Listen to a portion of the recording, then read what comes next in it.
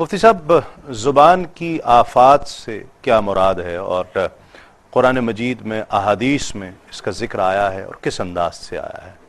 اعوذ باللہ من الشیطان الرجیم بسم اللہ الرحمن الرحیم۔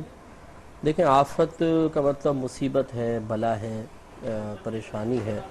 تو جب ہم کہتے ہیں کہ زبان کی آفات، تو اس سے مراد وہ تمام گفتگو ہوتی ہے، وہ انداز گفتگو ہوتا ہے کہ جو کسی دنیاوی یا اخروی مصیبت کا ذریعہ اور سبب بن جاتا ہے۔ ٹھیک۔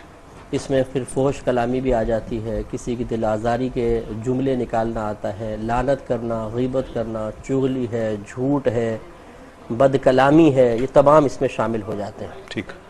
اور اللہ تبارک و تعالیٰ نے قرآن عظیم میں واضح طور پہ ارشاد فرمایا کہ ان السمع والبصر والفؤاد کل اولئک کان عنہ مسئولا، کہ بے شک کان سے، آنکھ سے اور دل، ان تمام سے بروز ان السمع والبصر والفؤاد، یعنی کان، آنکھ اور دل، ان سب سے بروز قیامت کو سوال ہوگا۔ ٹھیک ہے۔ زبان جو کچھ ادا کرتی ہے وہ اصل میں پہلے دل میں آنے والے خیالات یا ذہن میں آنے والے خیالات ہوتے ہیں، جن کو متشکل کر کے پیش کر دیتی ہے۔ ٹھیک ہے۔ تو اس سے اندازہ کرنا چاہیے کہ جب اللہ تبارک و تعالیٰ ذہن میں آنے والے وہ خیالات جو عزم مصمم بن جاتے ہیں، پختہ ارادہ بن جاتے ہیں، اس پہ گرفت فرماتا ہے، تو جو اس کے نتیجے میں زبان سے نکلنے والے وہ کلمات کہ جو کسی کی دل آزاری یا فحش کلامی یا کوئی اور گناہ کا سبب بن جاتے ہیں، اس پہ بدرجہ اولیٰ گرفت ہوتی ہے۔ ٹھیک ہے۔ اسی طرح ایک نبی کریم صلی اللہ علیہ وسلم نے جسے ارشاد فرمایا، آپ نے حدیث بھی بیان فرمائی کہ جو دو داڑھوں کے درمیان اور دو ٹانگوں کے درمیان والی چیز کی حفاظت کی مجھے ضمانت دے دے تو میں اس کو جنت کی ضمانت دے دیتا ہوں۔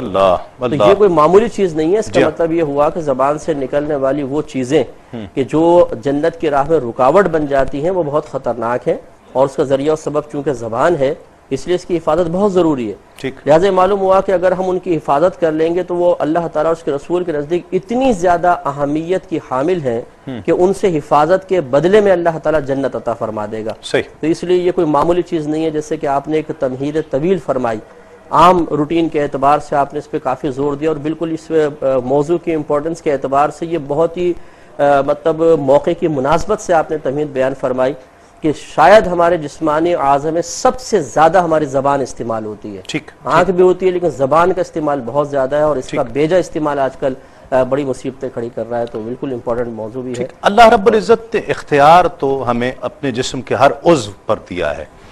زبان کسی بھی خیال کو منتقل کر رہی ہے، اس کو ایک پیرہن دے رہی ہے، لیکن خیال تو ذہن میں اتر رہا ہے نا۔ زبان حال سے یہ تو پکار سکتی ہے کہ یہ خیال تو تمہیں خود آیا تھا، میرے ذریعے تو تم نے لوگوں تک پہنچا دیا ہے، لیکن یہ خیال میری پیداوار نہیں تھی۔ یہ خیال آنا جہاں سے جڑ ہے، وہ زیادہ آفت کے لیے، وہ آفت کا سبب کیوں نہیں بن رہی؟ زبان ہی کیوں زیادہ بن رہی؟